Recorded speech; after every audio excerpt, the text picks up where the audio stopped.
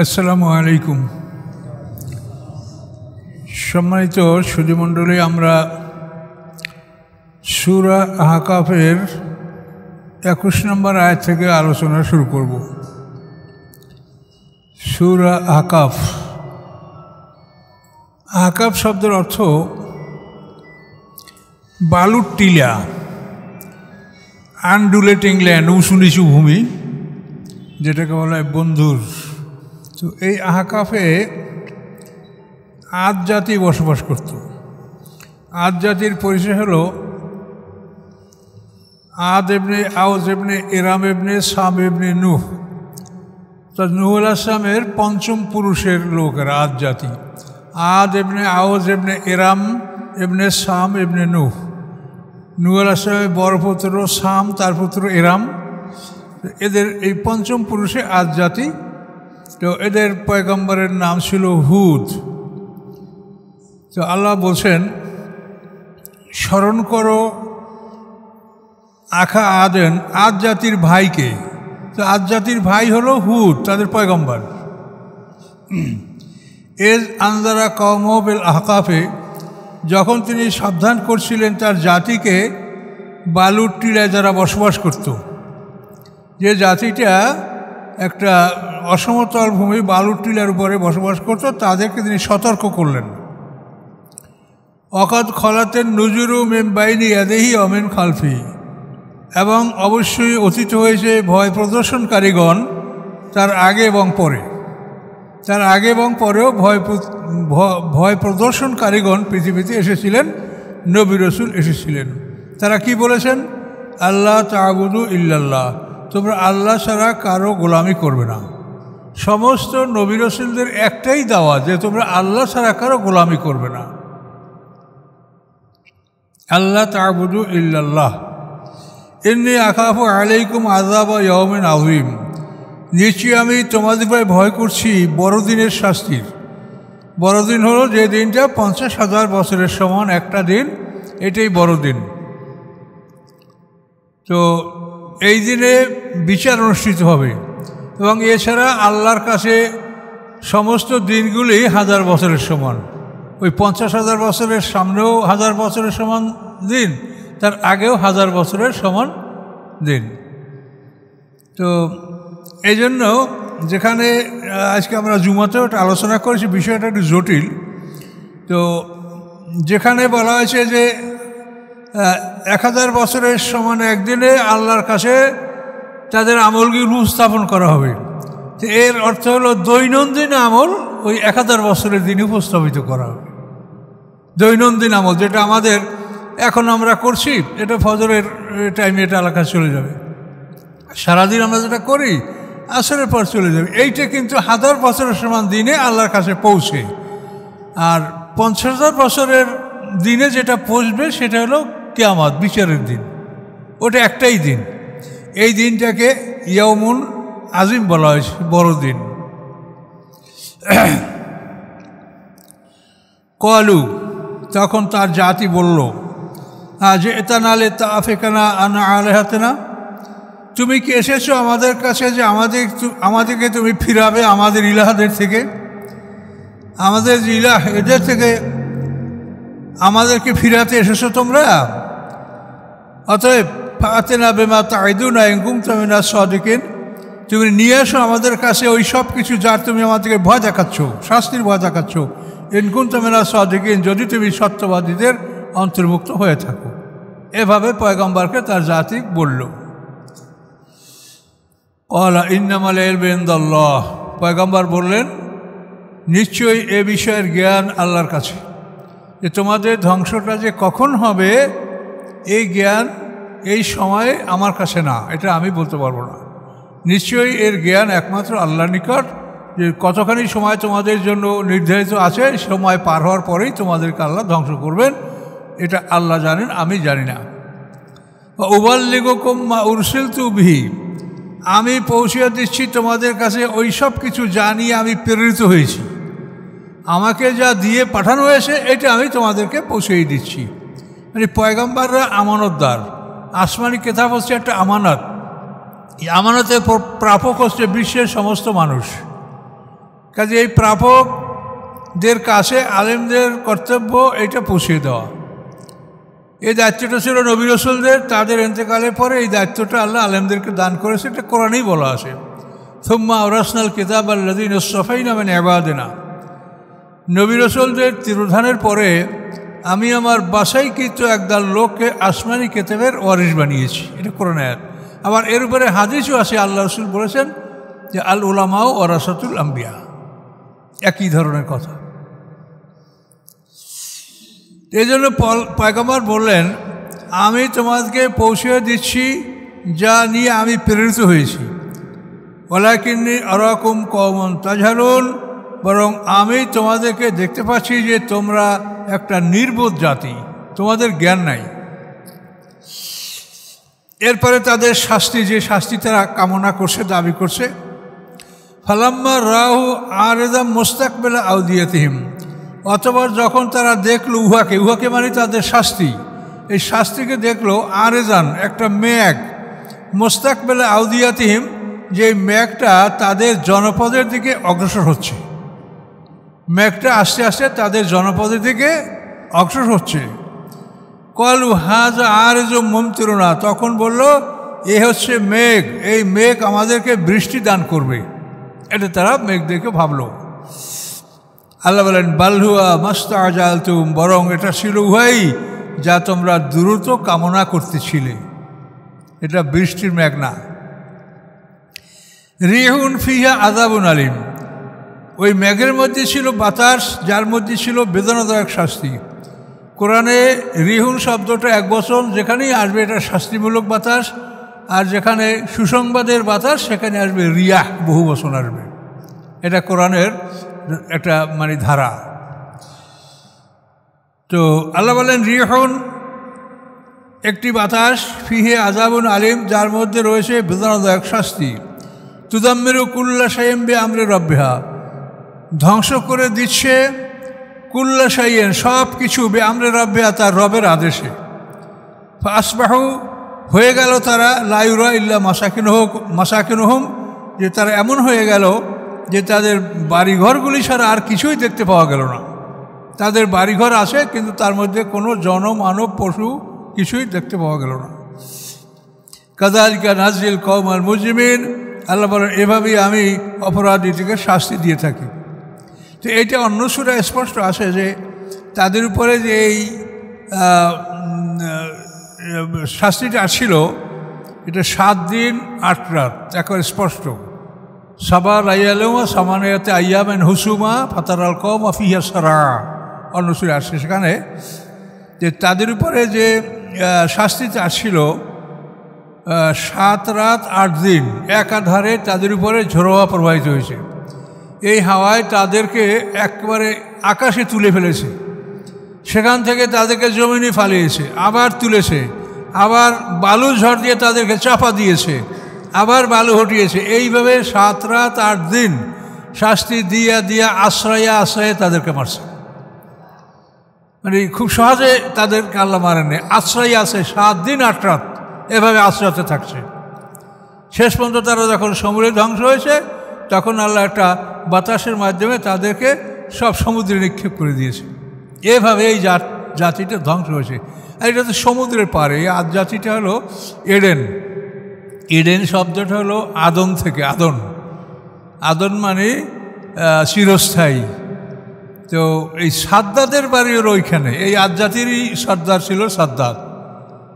তো এই সাদ্দাদের বাড়ি ওখানে, ওই সাদ্দাদ যে বাড়ি করেছিল এই বাড়ির নাম রাখছিল জান্নাতে আদন। এই আদন থেকে ওই দেশের নাম এডেন এবং উপসাগরের নাম এডেন উপসাগর। ওখানেই এদের এই জায়গাটা ছিল, ইয়ামান থেকে পূর্ব দিকে। আল্লাহ বলেন ওয়ালাকাদ মাক্কান্নাহুম ফিমা মাক্কান্নাকুম ফি, আল্লাহ বলেন আমি তাদেরকে যে প্রতিষ্ঠা দান করেছিলাম এমন কিছুতে যাতে আমি তোমাদেরকে প্রতিষ্ঠা দান করি নাই। অর্থাৎ তাদেরকে আমি ধন সম্পদ মান ইজ্জত যা কিছু আমি দিয়েছিলাম সে পরিমাণ তোমাদেরকে দেই নেই হে মক্কাবাসী, কিন্তু এরপরে আমি তাদেরকে ধ্বংস করছি। ওয়াজআলনা লাহুম সামা ওয়া আবসারা ওয়া আফিদা, এবং আমি সৃষ্টি করেছিলাম তাদের জন্য শ্রবণ শক্তি, দৃষ্টিশক্তি এবং হৃদয়। এই তিনটা, শ্রবণ শক্তি, দৃষ্টিশক্তি, হৃদয়, এই তিনটার উপরে প্রশ্ন করা হবে। এটা আল্লাহ বলেছেন, ইন্না সামা ওয়াল বাসারা ওয়াল ফুয়াদা কুল্লুন উলাইকা কানা আনহু মাসউলা। তোমার শ্রবণ শক্তি, তোমার দৃষ্টিশক্তি, তোমার হৃদয়, এটা কি কুল্লুন, মানে প্রত্যেকটাকেই আল্লাহ জিজ্ঞাসা করবে। এখন আপনি দেখেন এই তিনটা জিনিস একসঙ্গে কাজ করে। আমরা এখানে বসছি, এই চক্ষু দিয়ে কোরআন দেখছি, কান দিয়ে শুনছি এবং হৃদয় দ্বারা অনুভব করছি। আর ঠিক আপনি একটা মোবাইল নিয়ে যদি বসেন, কেউ আপনার হয়তো বসবে না, যারা বসে তারাও কিন্তু তিনোটা জিনিস, তাদের শোনা এবং দেখা এবং হৃদয়ের যে একটা তৃপ্তি অনুভব করা, এই তিনটাই কিন্তু তারা করছে। যে মনে হয় যেন এই মানুষগুলি তাদের জীবনটাকে মানে মোবাইলের কাছেই তারা বিক্রি করে দিয়েছে। আল্লাহ বলছে আমার কাছে জানমাল বিক্রি করো, আর এরা মনে হয়, তার কারণ আমরা চলাফেরা করতে যখনই বের হই, তো যখন কোনো ওয়েটিং রুমে বসি বা কোনো গাড়ির ক্লাসে বসি, সবাই যে কোনো বয়সের লোক সবাই আছে একটা মোবাইল এদিক তাকাই আছে। কী অবস্থাটা আপনি চিন্তা করে দেখেন, কীভাবে তাদের জীবনের মূল্যবান সময়টা তারা নষ্ট করছে। কাজে এই জন্য আপনারা তো আশা করি সতর্ক আছেন, অন্যদেরকেও বুঝে বলবে যে তোমার মুহূর্তগুলি কিভাবে পার হচ্ছে তুমি কি জানো? তোমার এই মুহূর্ত যখন শেষ হয়ে যাবে, তখন তুমি যদি বলো যে পৃথিবীর ইলন মাস্ক যদি বলে যে আমি সব সম্পদ আজরাইলকে দেব, আমাকে 1 মিনিট সময় দেওয়া হোক, দিবে? তো এই সময়ের কত মূল্য আপনি কি বোঝেন? যে এই সময়টার কত মূল্য, এই সময়টা আপনি কিভাবে কাটাবেন? সময় আপনার কাটে না, এই জন্য আপনি রিক্রিয়েশনাল ফাংশনের জন্য আপনি এটা করেন সেটা করেন, কত কিছু করছেন, অথচ এই সময়ের জন্য আপনি কাঁদবেন যে আমার সময়টাকে আমি কেন কাজে লাগালাম না। আর সতর্ক থাকেন যে এই তিনটা জিনিস, ইন্না সামা ওয়াল বাসারা ওয়াল ফুয়াদা, তোমার শ্রবণ শক্তি, তোমার দৃষ্টিশক্তি, তোমার হৃদয়, এই তিনটাই কিন্তু একসঙ্গে কাজ করে। আপনি চোখে দেখছেন, কানে শব্দটা শুনছেন এবং হৃদয়ে আপনি তার মানে সুখ দুঃখটা অনুভব করছেন। তো আল্লাহ যদি বলে জিজ্ঞাসা করা হবে, সেটার মানে অনিবার্য শাস্তি। আল্লাহ যদি কাউকে প্রশ্ন করে, জিজ্ঞাসা করে, কোনোভাবেই শাস্তি থেকে মুক্তি পাবে না। মুক্তি হলো আল্লাহ যদি দয়া করে ক্ষমা করে দেয়। যারা ডান হাতে আমলনামা পাবে, কোরআন পাকে বলা আছে, ওয়াম্মা মান উতিয়া কিতাবাহু বিয়ামিনিহি ফাসাউফা ইউহাসাবু হিসাবান ইয়াসীরা। আল্লাহ বলেন ডান হাতে যারা আমলনামা পাবে তাদের থেকে একটু হালকা হিসাব নেওয়া হবে। তো এই হালকা হিসাবটা কী হবে সেটা তাফসিরে উল্লেখ আছে যে আল্লাহ বান্দাকে ডাকবে, তুমি আমার কাছে আসো। তো বান্দা আল্লাহর এত কাছে চলে যাবে যে আল্লাহর বাহুর নিচে বান্দার মাথাটা চলে যাবে। তখন আল্লাহ বলবেন, বান্দা তুমি অমুক অমুক দিন অপরাধগুলি করো নাই? আল্লাহর সামনে মিথ্যা বলার তো কোনো ক্ষমতা, হ্যাঁ আমি করেছি। তখন বান্দা নিরাশ হয়ে যাবে যে আমাকে বোধহয় জাহান্নামে দেওয়া হবে, আমার অপরাধ সম্পর্কে জিজ্ঞাসা করছে। তো এই জিজ্ঞাসা মানে আসলে জিজ্ঞাসা না, এটা হলো তার খবর নেওয়া, একটা খবর নিলেন আল্লাহ তার থেকে। তো বান্দা বলবে, আল্লাহ আমি এগুলো করেছি। তখন আল্লাহ বলবেন যে এগুলো আমি দুনিয়াতে তোমার এই পাপগুলি আমি লুকিয়ে রেখেছিলাম, প্রকাশ করি নাই, আর এখন আমি তোমাকে ক্ষমা করে দিলাম, তুমি বিনা হিসেবেই জান্নাতে যাও। তো এই জন্য আমাদের এই সময়টা জীবনের, এইটা যাতে আমাদের খারাপভাবে আমাদের সময়টা নষ্ট হয়ে না যায়, এটা অত্যন্ত মূল্যবান জিনিস। এর চাইতে মূল্যবান পৃথিবীতে কিছুই নাই। আপনার মূল সময়, এই সময়টাকে আপনি মূল্য দেন, এটা কাজে লাগান, আল্লাহকে স্মরণ করেন, সুবহানাল্লাহ, আলহামদুলিল্লাহ, লা ইলাহা ইল্লাল্লাহ, আল্লাহু আকবার, ছোট্ট ছোট্ট সূরা পড়তে থাকেন, সূরা ইখলাস। আপনি চলাফেরার মধ্যে এগুলো বিনা উযুতে আপনি পড়তে পারেন, চলাফেরায় পড়তে পারেন। এগুলি যতই পড়বেন ফেরেশতা কাঁধে বসে লিখতে থাকবে, আপনার আমলনামায় এটা জমা হবে, এগুলো নেক আমল আপনার লাভ হবে। সময়টা আপনি কোনোভাবেই নষ্ট করবেন না।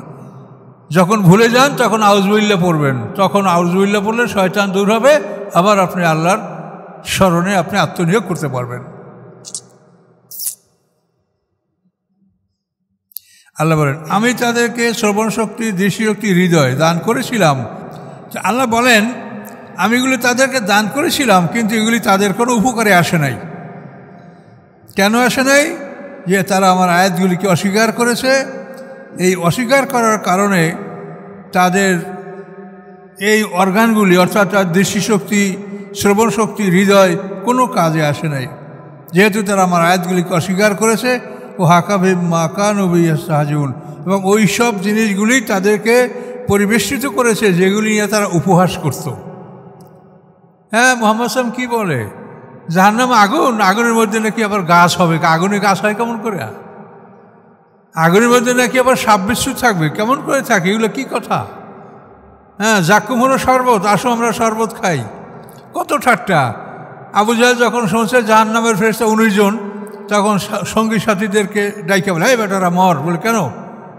এই শোনো না মোহাম্মদ কী বলছে সাল্লাল্লাহু আলাইহি ওয়াসাল্লাম, দোজখের ফেরেশতা 19 জন, তোরা এতগুলো মানুষ সবাই মিলে 19 জন ফেরেশতা ধরিয়ে বাঁধিয়ে ফেলবি, তারপর এই ফেরেশতা বাঁধিয়ে আটকাইয়া আমরা তো সব কিছুর মালিক হয়ে যাব, এই মোহাম্মদ অনুসারীদেরকে সব দোজখে ঢুকাই দেবো, আমরা ভেসতে চলে যাব। কি কত সোজা কথা বলতে পারে! এই আবু জাহেলের বুদ্ধি, আর বোকা মানুষ তাকে অনুসরণ করেছে। আর আমরা কোরআনের ব্যাখ্যায় যে বিবরণগুলো পাচ্ছি যে আরশ বহনকারী 8 জন ফেরেশতা যারা হাশরের ময়দানে আল্লাহকে নিয়ে আসবেন বিচারের মাঠে, এটা কোরআনে ডাইরেক্ট বলা আছে, ওয়াহমিলু আরশা রাব্বিকা ফাওকাহুম ইয়াওমাইযিন সামানিয়া, সামানি মানে 8 জন ফেরেশতা আল্লাহর আরশ বহন করে নিয়ে আসবে। তাদের সম্পর্কে তাফসীরে বলা আছে তাদের এক একজন ফেরেশতা এই পৃথিবীর 2টা পৃথিবীর সমান। এই 8 জন ফেরেশতার জন্য এই পৃথিবীতে 16টা পৃথিবী যা লাগবে শুধু তাদের 8 জনের জন্য। তাহলে আল্লাহ তাআলা এই পৃথিবী পাল্টাইয়া কত বড় জগৎ সৃষ্টি করবেন সেটা তিনিই জানেন। যে আদম আলাইহিস সালাম হতে কিয়ামত পর্যন্ত সব মানুষ এক জায়গায় একত্রিত থাকবে, তাও জিন জাতি সেখানে থাকবে, এবং এর পূর্বের আদমরা তারাও যদি এই ধ্বংসের সাথে সাথে তারাও থাকবে। এটা বিরাট ব্যাপার। এগুলি চিন্তা করলে আপনি অস্থির হবেন, আর এগুলি চিন্তা যদি আপনি করেন তা আপনার অন্তরটা লাইনে থাকবে। যে হাশরের ময়দানে মানুষ, জিন জাতি, আমাদের আদমে আরও আদম সৃষ্টি, তারা এরা কি সবই কি আমরা একত্রিত হব? কি হবে, কি অবস্থাটা হবে তখন? এই জন্য আল্লাহ বলেন যে জানিয়ে তারা ঠাট্টা করতো, ওই জিনিসই তাদেরকে ঘিরবে, পাকড়াও করবে। ওয়ালাকাদ আহলাকনা মা হাওলাকুম মিনাল কুরা, আল্লাহ বলেন নিশ্চয়ই আমি ধ্বংস করেছি তোমার আশপাশে যে জনপদগুলি ছিল, এগুলি আমি ধ্বংস করেছি। মক্কার আশপাশের জনপদ, আদ জাতি, সামুদ জাতি, এই আদ জাতি এদিকে, সামুদ জাতি এইদিকে, তারপরে আসাবে আইকা, সেটা তো মাদায়নে, তারপরে কওমে তুব্বা, এগুলি মক্কার কিন্তু চারপাশে এই ধ্বংসস্তূপগুলি। তো এই জন্য আল্লাহ বলেন আমি ধ্বংস করেছি তোমাদের চারপাশের জনপদগুলি। সররাফনাল আয়াতে, আমি এবং বর্ণনা করেছি আমার আয়াতগুলি, লাআল্লাহুম ইয়ারজুন, যাতে তারা আল্লাহর পথে ফিরে আসে। কিন্তু শোনেই না, ফিরবে কেমন করে? আল্লাহ বলেন ফালাউলা নাসারহুমুল্লাযিনা ইত্তাখাযু মিন দুনিল্লাহি কুরবানা আলাহা, তাদের যখন ধ্বংস আসছে তখন তাদের নিকটে নিয়ে যাওয়ার জন্য ইলাহ তারা নির্বাচন করেছিল, এই ইলাহগণ তাদের সাহায্য কেন করলো না? কোরবানান আলেহা হলো, ওরা বলে যে না আল্লাহ তো এক, আল্লাহ একজন, এটা আমরা মানি এক আল্লাহ। যদি এগুলি তোমরা কেন কেন এই লাত মানাত হবল এগুলো কেন পূজা করছো? এটা কোরবানান আলেহা, যে এরা আমাদের আল্লাহর কাছে নিয়ে যাবে, এরা আমাদের সুপারিশ করবে। আমরা এদেরকে মনে করি না যে এরা এই সব কিছু, কিন্তু আল্লাহকে মানি, কিন্তু এরা হচ্ছে কোরবানান আলেহা, মানে আল্লাহর কাছে নিয়ে যাবে, এরা মাধ্যম। একজন রাজার কাছে সরাসরি যাওয়া যায় না, এরকম আল্লাহর কাছে সরাসরি যাওয়া যাবে না। কি তাই কি ঠিক? আল্লাহ বলেন আমি তোমার কণ্ঠনালীর চেয়েতেও নিকট অবস্থান করছি, তুমি যেখানে থাকো আমি সেখানে আছি, তোমরা 3 জন থাকলে আমি সেখানে 4র্থ। আল্লাহর সাথে কথা বলতে আপনার তো কোনো মাধ্যমের প্রয়োজন না, আল্লাহ সবচাইতে কাছে আপনার। নাহনু আকরাবু ইলাইহি মিন হাবলিল ওয়ারিদ, এই হাবলিল ওয়ারিদ দ্বারা এই যে এই 2টা বড় ভিন, 2টা রক, লাইফ আর্টারি, এই দুইটা রক, আল্লাহর এর চেয়ে আমি কাছে থাকি। তা আল্লাহর কাছে কথা বলতে আপনার পিসাব লাগবে না, অলি আল্লাহ লাগবে না, মাওলানা সাহেব লাগবে, কি লাগবে বলেন? আপনি আপনার কথা সরাসরি আল্লাহকে বলেন। বরং আল্লাহর কাছে কথা বলতে যদি আপনি মাধ্যম নেন, সেটা আল্লাহ খারাপ মনে করবে আপনাকে, যে আমি তোমার কাছে, তুমি আমার চাইতে, আল্লাহর চাইতে কেউ কাছে আসে? তা আপনি কাকে আপনি মাধ্যম নেবেন? কোরবানান আলেহা, কোন ইলাহ আপনাকে আল্লাহর কাছে নিয়ে যাবে। তো এই বিপদ যখন আসে তখন আল্লাহ বলেন যে তাদের এই কোরবানান আলেহা, যে ইলাহগণ তাদেরকে আল্লাহর কাছে নিয়ে যাবে বলে তারা ধারণা করত, এরা তাদেরকে সাহায্য করলো না কেন? সাহায্য করার ক্ষমতা আছে? বল দল্লু আনহুম, বরং তারা হারিয়ে যাবে, তাদের থেকে হারিয়ে গেছে, কাউকে তারা দেখতে পাবে না। ওয়াযালিকা ইফকুহুম, এবং এইসব কথা হলো তাদের মিথ্যা কথা। ওমা কানু ইফতারুন, এবং তারা মিথ্যা রচনা করত। আল্লাহর কাছে নিয়ে যাওয়ার কোনো কোরবানান আলেহা নাই। এরপরে অন্য প্রসঙ্গ চলে আসে, ওয়াইযা সারাফনা ইলাইকা নাফারাম মিনাল জিন্নি ইয়াসতামিউনাল কুরআনা ফালাম্মা হাদারু ক্বালু আনসিতু ফালাম্মা কুযিয়া ওয়াল্লাউ ইলা কওমিহিম মুনযিরিন। যখন আমি পাঠিয়ে দিয়েছিলাম আপনার কাছে একদল জিন, ইয়াসতামিউনাল কুরআনা, যারা মনোযোগ সহকারে কোরআন শুনতেছিল, ফালাম্মা হাদারুহু, যখন তারা মুহাম্মদ সাল্লাল্লাহু আলাইহি ওয়াসাল্লামের কাছে উপস্থিত হলো, কোরআনের কাছে উপস্থিত হলো, ক্বালু, তারা বলল, আনসিতু, একে অপরকে বলে চুপ করো। ফালাম্মা কুযিয়া, যখন কোরআন পাঠ শেষ হলো, ওয়াল্লাউ ইলা কওমিহিম মুনযিরিন, তখন তারা চলে গেল জাতির কাছে ভয় প্রদর্শনকারী হিসেবে। এলো আয়াতের তর্জমা। এর অর্থ হলো, আল্লাহ রসুল যখন তায়েব থেকে ফিরতেছিলেন, নবুয়তের 10ম বছরে যখন বিবি খাদিজা ইন্তেকাল করলেন, আল্লাহ রসুলের চাচা আবু তালেব ইন্তেকাল করলেন, এই বছরটা আল্লাহ রসুলের জীবনে দুঃখের বছর। তিনি মুরব্বিহীন হয়ে পড়লেন, আশ্রয়হীন হয়ে পড়লেন। তখন তিনি মনে করলেন যে আমি কোথায় যাব, দিনের জন্য আমি কোথায় গিয়ে আশ্রয় পাব। তখন তিনি তার বাল্যকালে মা যেখানে তার মায়ের বাড়ি, দুধ মায়ের বাড়ি, এটা ওই তায়েফে। তো এখানে আল্লাহ রসুল মনে করেন আমি ওখানে যাই দেখি। তো আল্লাহ রসুল যায়েদ ইবনে হারেসা, তার আজাদকৃত গোলাম, একে নিয়ে তায়েফ গেলেন, এবং সেখানে যে দুর্ঘটনা ঘটলো সেটা আপনারা জানেন। যে বাড়িটায় তিনি উঠেছিলেন, হাবিব, সউদ, আবদে ইয়ালিল, এই 3 ভাই সেখানে বসবাস করত। আল্লাহ রসুল তাদেরকে দাওয়াত দিলেন এবং বললেন, যদি আপনারা আমার দাওয়াত গ্রহণ না করেন তা আমার কথাটা কাউকে বলেন না। কিন্তু ওরা দাওয়াতও গ্রহণ করলো না, বরং আল্লাহ রসুলের আগমনের কথাটা সমাজের দুষ্ট লোকদেরকে জানিয়ে দিল। বিশেষ করে ওই বাড়ি এক গৃহিণী ছিল, এক মহিলা ছিল, সে ছিল কুরাইশ বংশের মেয়ে। ওই যে বুড়ির বাড়ির কথা শোনেন না, এই হলো সেই বুড়ি। কি জানি সেখানে একটা বড়ই গাছ আছে, বলে যে বুড়ির বাড়ি, এটা বলে লোকে। আচ্ছা, বুড়ির বাড়ি থাক বা নাই থাক, ঘটনা সত্য, এটা ঠিকই কোরআনে আছে। তো এখানে আল্লাহ রসুলকে ওই জাতি অত্যাচার করলো। তারপরে শেষ পর্যন্ত আল্লাহ রসুল উতবা বিন রবিয়া, সাহেবা বিন রবিয়ার আঙ্গুর বাগানে আশ্রয় নিলেন। সেখানে আশ্রয় নেওয়ার পরে ওরা আর সেখানে ঢুকলো না। তার কারণ আরবের একটা নিয়ম ছিল যে কোনো লোক যদি কারো বাড়ি আশ্রয় গ্রহণ করে তো তারা তাকে আশ্রয় দিবে। সে এমন যদি হয় যে বাবাকে খুন করেছে, তারপরেও যদি আশ্রয় চায় তো তাকে আশ্রয় দিবে। এটা আরবের একটা নিয়ম ছিল। আর আশ্রিত ব্যক্তিকে রক্ষা করার জন্য তারা প্রয়োজনে যুদ্ধ করবে। তো আল্লাহ রসুল যখন উতবা বিন রবিয়া, সাহেবা বিন রবিয়ার বাড়িতে উপনীত হলেন, তখন ওরা ওখান থেকে সরে গেল।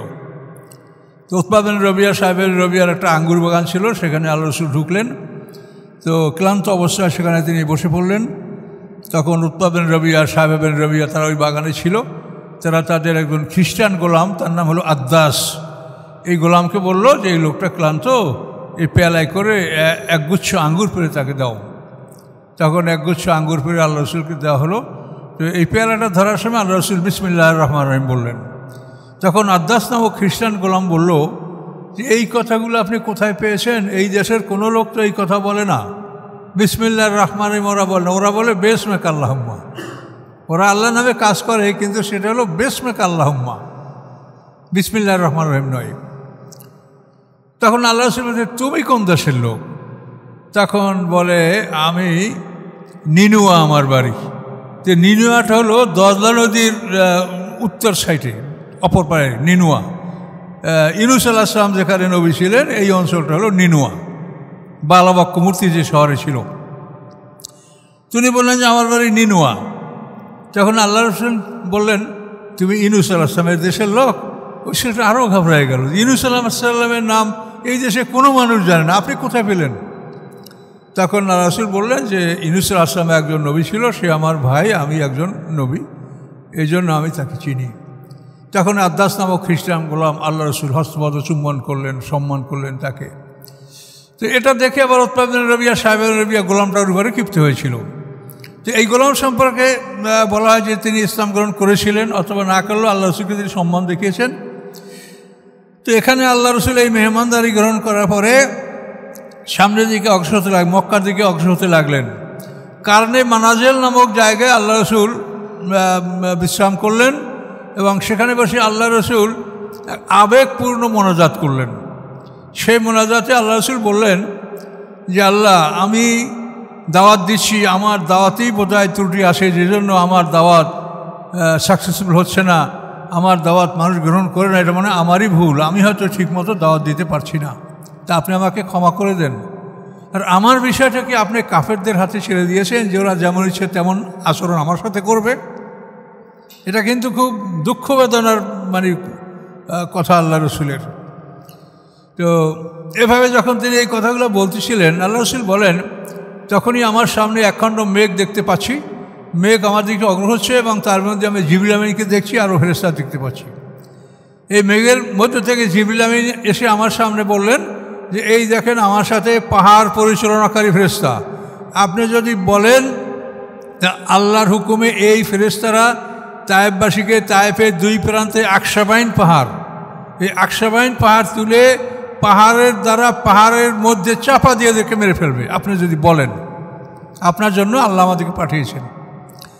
তখন আল্লাহ রসুল বলেন যে আল্লাহর এই ব্যবহারে আমি অত্যন্ত সন্তুষ্ট, যে আল্লাহ আমার সমস্ত অবস্থা পর্যবেক্ষণ করছেন, আমার অবস্থা তিনি দেখছেন, এ ব্যাপারে আমি আল্লাহর উপর সন্তুষ্ট। আমি চাই না যে এরা ধ্বংস হোক, আমি মনে করি এরা যদি ঈমান না আনে এদের ভবিষ্যৎ বংশধররা ঈমান আনতে পারে, কাজে আমি এদেরকে ধ্বংস করার আদেশ দিব না, আপনারা আসছেন, আমি খুশি, আপনারা চলে যান।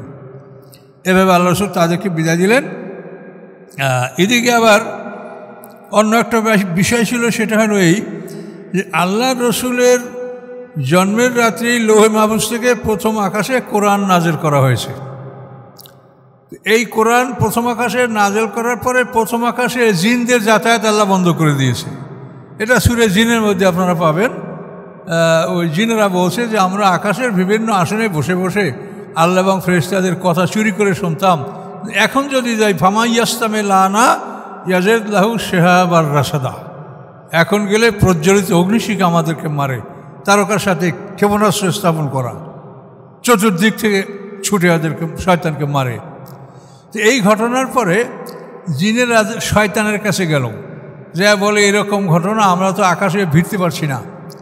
তখন শয়তান বলল যে এটা নিশ্চয়ই আকাশের কোনো ব্যাপার না, এটা পৃথিবীর ব্যাপার, পৃথিবীতে নূতন কোনো নবী রাসূলের আবির্ভাব হতে পারে, তোমরা এটা গোটা পৃথিবী অনুসন্ধান করে দেখো। তখন ওই জিন জাতির বিভিন্ন ডেপুটেশন দল, ছোটোখাটো দল সৃষ্টি হয়ে হয়ে পৃথিবীর নানা অঞ্চলে তারা ভ্রমণ করতেছিল যে পৃথিবীতে নূতন কোনো জিনিসের আবির্ভাব ঘটেছে কিনা। এই জিনের দল পৃথিবীতে ঘোরাফেরা করতেছিল।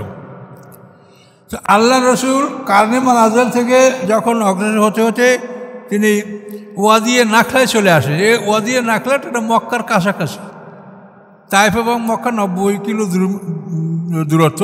তো ওয়াদিয়ে নাখলাটা 12 কি 14 কিলো দূর হবে মক্কা থেকে। তো এই ওয়াদিয়ে নাখলায় যখন আল্লাহ রসুল ফজরের নামাজ পড়তেছিলেন, তখন এই জিনের দল সেখানে উপস্থিত হলো। উপস্থিত হয়ে এই আশ্চর্য কোরআন, এই কোরআনের মতো কোনো ভাষা পৃথিবীতে আর নাই, কোরআনের সমকক্ষ কোনো ভাষা পৃথিবীতে নাই। ওরা শুনেই দেখে যে আশ্চর্য, এটা এইরকম ভাষা তো আমরা শুনি নেই। এই কথা আল্লাহ বলছেন, ওয়াইজা সারাফনা, এই ঘটনা ওয়াদিয়ে নাখলায়, ওয়াইজা সারাফনা এলাইকা নাফার আমেলার জন্যে, স্মরণযোগ্য যখন আমি পাঠিয়ে দিলাম আপনার কাছে একদল জিন, ইয়াস্তামিউন আল কোরআনা, যারা কান লাগিয়ে কোরআন শুনছিল, ফালাম্মা হাজারহু, যখন তারা কোরআনের কাছে উপস্থিত হলো, কলু, তখন তারা একে অপরকে বলল আনসিতু, চুপ থাকো, ফালাম্মা কুজিয়া, যখন নামাজ সমাপ্ত হলো, ওয়াল্লাহুলা কওমে মুনজিরিন, তখন তারা জাতির কাছে ভয় প্রদর্শনকারী হিসাবে ফিরে গেল, কিন্তু রাসূলের সাথে দেখা করে নেই। ওরা এই কোরআন শুনে ওরা বুঝতে পারছে যে এই কারণে পৃথিবীতে এটা হয়েছে। ওখান থেকে ওরা জাতির কাছে চলে গেল। এরা 9 জন জিন, 9 জনের একটা গ্রুপ। পরবর্তীতে এরা তার জাতির কাছে যাওয়ার পরে এদের দাওয়াতে তাদের জাতির অন্তত 70 জন জিন ইসলাম গ্রহণ করেছিল। ইসলাম গ্রহণ করার পরে এরা সবে মিলে রাসূলের সাথে দেখা করেছে। এটা তাফসিরে বর্ণনা আছে। কালু, এখন এই জিনেরা জাতির কাছে গিয়া বলল, ইয়া কওমানা, হে আমাদের জাতি, ইন্না সামিনা কিতাবান, নিশ্চয়ই আমরা শুনেছি একটি কিতাব, উনজিলা মিন বা'দে মূসা, যেই কিতাবটা মূসা আলাইহিস সালামের পরে অবতীর্ণ হয়েছে। আসলে তো হয়েছে ইনজিলের পরে, কিন্তু এই জিনেরা জবুর ইনজিল সম্বন্ধে তাদের জ্ঞান ছিল না। এই জন্য তারা বলছে মূসা আলাইহিস সালামের পরে এই কিতাব নাজিল হয়েছে। মুসাদ্দিকাল লিমা বাইনা ইয়াদাইহি, অনুমোদনকারী ওই সকল আসমানি কিতাবগুলি যা এর সামনে আছে। ইহাদি ইলাল হক, এবং এই কিতাব সত্য পথ দেখায়। ওয়াইলা তারিকিম মুস্তাকিম, এবং সরল পথ দেখায়। এই কোরআনের বৈশিষ্ট্যটা হিদায়াত এবং সরল পথ দেখায়। ইয়া কওমানা, হে আমাদের জাতি, আজিবু দাই আল্লাহ, তোমরা আল্লাহর দায়ীর আহ্বানে সাড়া দাও। আল্লাহর দায়ী হলেন রাসূল সাল্লাল্লাহু আলাইহি ওয়াসাল্লাম। তোমরা আল্লাহর দায়ীর আহ্বানে সাড়া দাও। ও আমিনু বিহি, এবং তারপরে তোমরা ঈমান আনো। ইয়াগফির লাকুম মিন যুনুবিকুম, ক্ষমা করে দিবেন তোমাদেরকে তোমাদের পাপসমূহ। ওই উজিরকুম মিন আযাবিন আলিম, এবং রক্ষা করবেন তিনি তোমাদেরকে বেদনাদায়ক শাস্তি হতে। এইভাবে ওরা দাওয়াত দিল জাতিকে। অমান লা ইউজিব দাই আল্লাহ, এবং যারা আল্লাহর এই দায়ীর ডাকে যারা সাড়া দেবে না। দায়ী আল্লাহ মানে আল্লাহর পক্ষ থেকে দায়ী, মানে রাসূল সাল্লাল্লাহু আলাইহি ওয়াসাল্লাম। তো যে সাড়া দেবে না আল্লাহর আহ্বানকারীর ডাকে, ফালাইসা বিমুজিজিন, নয় সে এমন যে সে দুর্বল করতে পারবে আল্লাহকে ফিল আরদে, পৃথিবীর মধ্যে আল্লাহকে সে অপারগ করতে পারবে না। ওয়ালাইসা লাহু মিন দুনিহি আউলিয়া, এবং নাই তার জন্য আল্লাহর মোকাবেলায় কোনো রক্ষাকারী বন্ধু। উলাইকা ফি দালালিম মুবিন, এবং এরা স্পষ্ট ভুল পথে অবস্থান করছে। এভাবে তারা দাওয়াতগুলো দিল। আওয়ালাম ইয়ারাও আন্নাল্লাযী খালাকাস সামাওয়াতি ওয়াল আরদ, তারা কি দেখে না যে নিশ্চয়ই আল্লাহ তাআলা তিনি খালাকাস সামাওয়াতি ওয়াল আরদ, যিনি সৃষ্টি করেছেন আকাশ পৃথিবী। ওয়ালাম ইয়া'য়া বিখালকিহিন্না, এবং এগুলি সৃষ্টি করতে তিনি ক্লান্ত হননি। এত বড় বিশাল আকাশ, বিশাল পৃথিবী, এই সমুদ্র, এগুলি কি চিন্তা করা যায়? এই সমুদ্র কি কোনো লেবার দিয়া করা যায় এমন একটা বস্তু? হিমালয় পর্বত কি লেবার দ্বারা স্থাপন করা যায়? তো এগুলি তো বিরাট চিন্তার বিষয়। এই যে আমাজন জঙ্গল, এই পৃথিবীতে মালয়েশিয়ান জঙ্গল, আমি একবার পেপারে দেখছি মালয়েশিয়ায় দ্বিতীয় মহাযুদ্ধের সময় একটা সৈনিক হারিয়ে গেছে জঙ্গলে মালয়েশিয়ায়। 25 বছর পর সে জঙ্গল থেকে বের হতে পারছে। 25 বছরের মধ্যে জঙ্গল থেকে আর বেরোতে পারে নাই। এই তো মালয়েশিয়ান জঙ্গল, তো আপনাদের বাড়ির কাছে। তাহলে কত বড় বড় জঙ্গল, এই নদী, সমুদ্র, পাহাড়, পর্বত, আকাশ, এগুলি কিভাবে আল্লাহ সৃষ্টি করেছেন? তো আল্লাহ বলেন এগুলি সৃষ্টি করতে তিনি ক্লান্ত হন নেই, তিনি তোমাদেরকে আবার বানাতে পারবেন। তোমরা মনে করো যে তোমরা এড়িয়ে যাবে, তা না। বেকাদিরিন, তিনি ক্ষমতা রাখেন আলা ইউহিয়াল মাউতা, যে তিনি মৃতকে জীবিত করবেন। বালা ইন্নাহু আলা কুল্লি শাইইন কাদির, হ্যাঁ নিশ্চয়ই তিনি সব কিছুর উপরে ক্ষমতাবান। তিনি মৃতকে জীবিত করবেন, বিচার করবেন, ন্যায় বিচার তিনি করবেন। তোমরা জুলুম করে করে পৃথিবীতে বিদায় হয়ে গেলে আর খালাস পেয়ে গেলে, তিলে তিলে বিচার করবেন আল্লাহ তাআলা।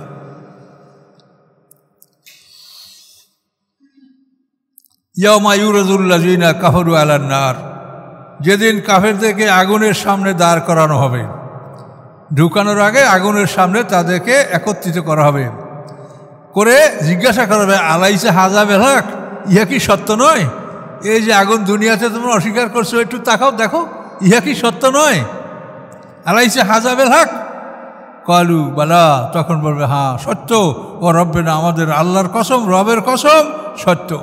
তাহলে সত্য তুমি দুনিয়াতে মানো নাই, এখন তুমি সত্য মানলে কী লাভ হবে? মৃত্যুর ফেরেশতা হাজির হওয়ার পর থেকে সামনে আর কোনো আমলে আপনার কোনো সওয়াব হবে না, কোনো আমল গৃহীত হবে না, ঈমানও না, নেকামলও না, পরিষ্কার কোরআনে বলা।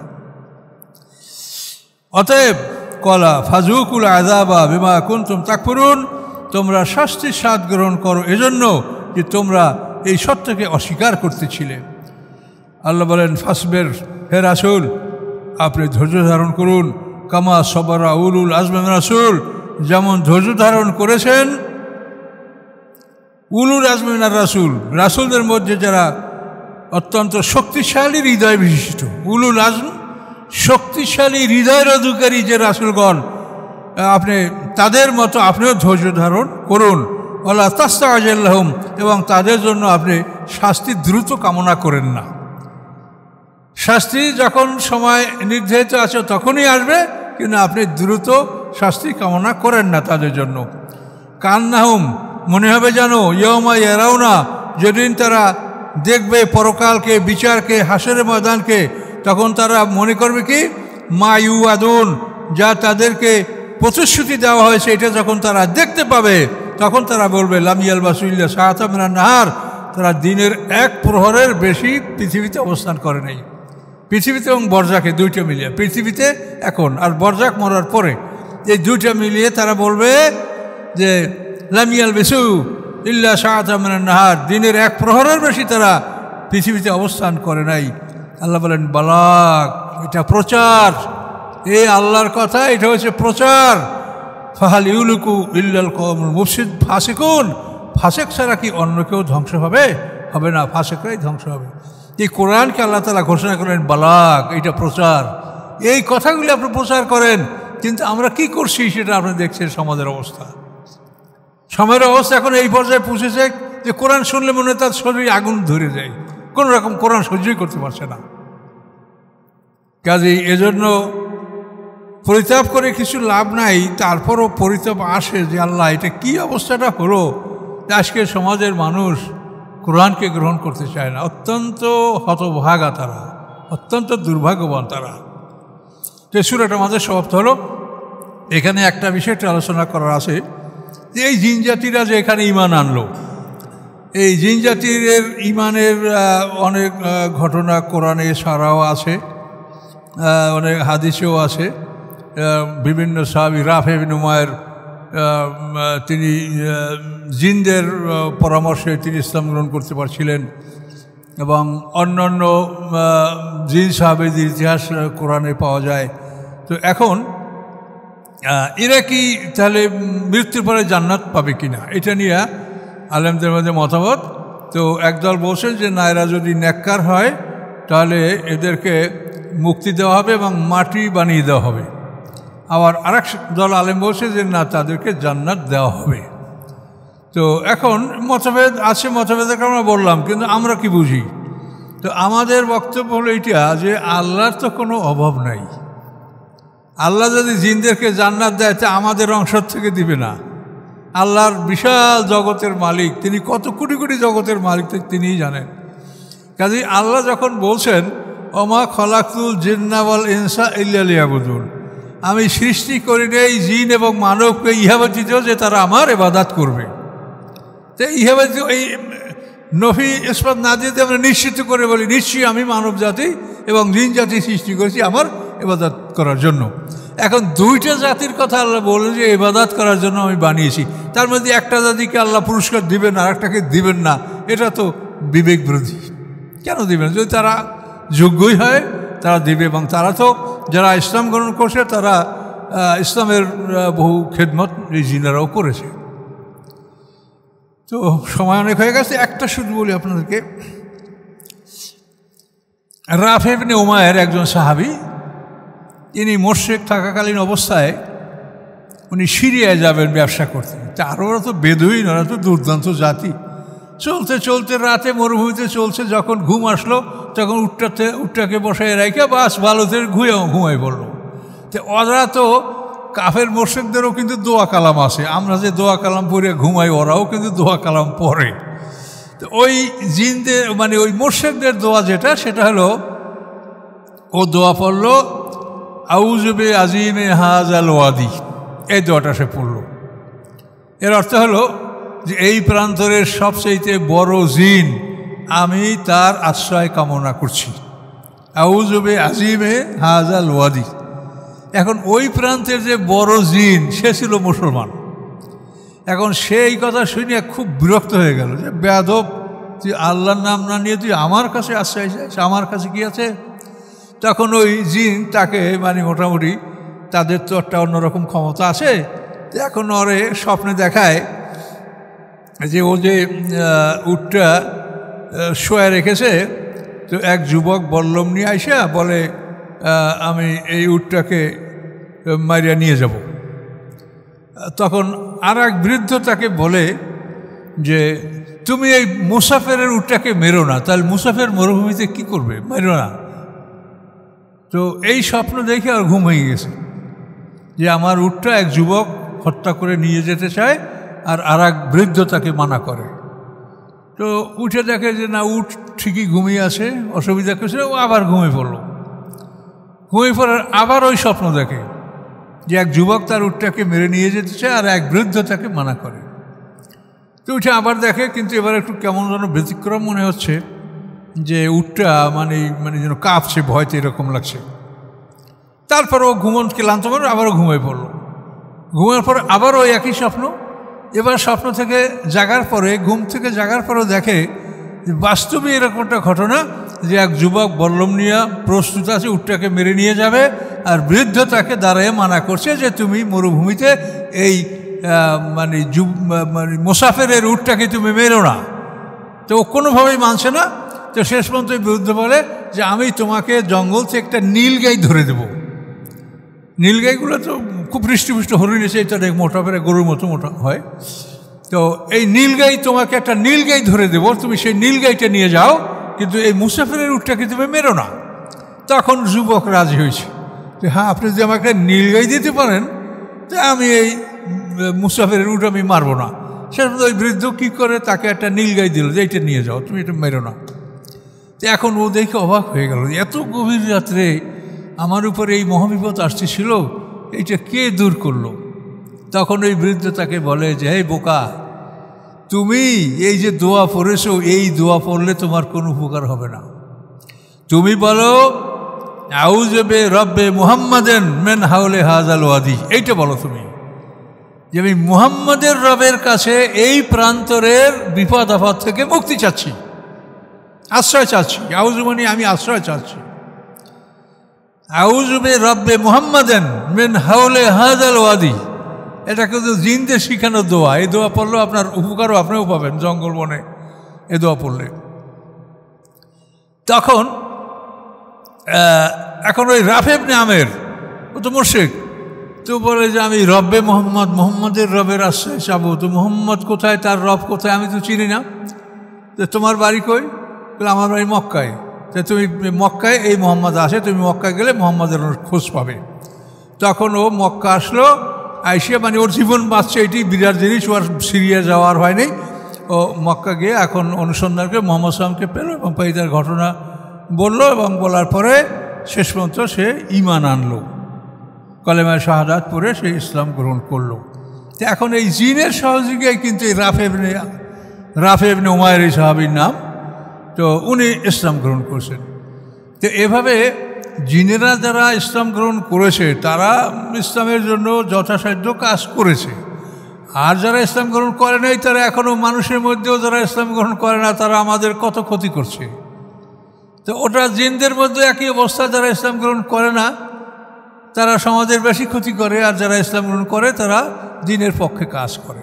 তাহলে ওরা হলো আমাদের আগের জাতি, কাজেই ওদের মধ্যে তো মানে ত্রুটি এবং দুর্বলতা আমাদের অনেক বেশি আসার কথা এবং আসছে। এই জন্য ওদের মধ্যে ইসলামের আলোটা খুব কমের মধ্যেই পৌঁছেছে। অধিকাংশই তারা ইসলামের বাইরে বা ইসলামের সাথে শত্রুতা করছে এবং মানব জাতিকে বিপদে নিয়ে যাওয়ার জন্য চেষ্টা করছে। তো এই জন্য এরকম আরও কোরআনে ঘটনা আছে জিন জাতির ব্যাপারে। তো জিন জাতিদের ব্যাপারে আমাদের এটুকুই ধারণা যে তাদের মধ্যে থেকে যারা ইসলাম গ্রহণ করছে, আর আল্লাহ রসুল তো জিন ইনসান সকলের প্রতি তিনি রাসূল, কাজের জন্য আল্লাহ রসুলের বাণী এই কোরআন, এটা আমাদের জন্য যেমন এবং পৃথিবীতে অন্য জাতি যেমন মানুষ আর জিন, অন্য কোনো জাতির উপরে তো এভাবে ইবাদতের কোনো বিধান নাই, তাদের ইবাদত তো ফিক্স করা, সেটা তারা করছে। তো এই হিসেবে আমরা মনে করতে পারি যে আল্লাহ ইচ্ছা করলে তাদেরকেও জান্নাত দিতে পারেন। আর যেহেতু দুটা জাতি একই সঙ্গে আল্লাহ বলছেন আমা খালাকুল জিন্না ওয়াল ইনসা ইল্লা লিয়াবুদুন, যে দুটো জাতিকেই আমার ইবাদতের জন্য আমি সৃষ্টি করেছি, তাহলে তারা যদি ইসলাম গ্রহণ করে তা জান্নাত পেতে পারে। এটা আল্লাহর দয়া, আল্লাহ ইচ্ছা করলে দিতে পারেন, এটা আমাদের ধারণা। আস্তাগফিরুল্লাহ।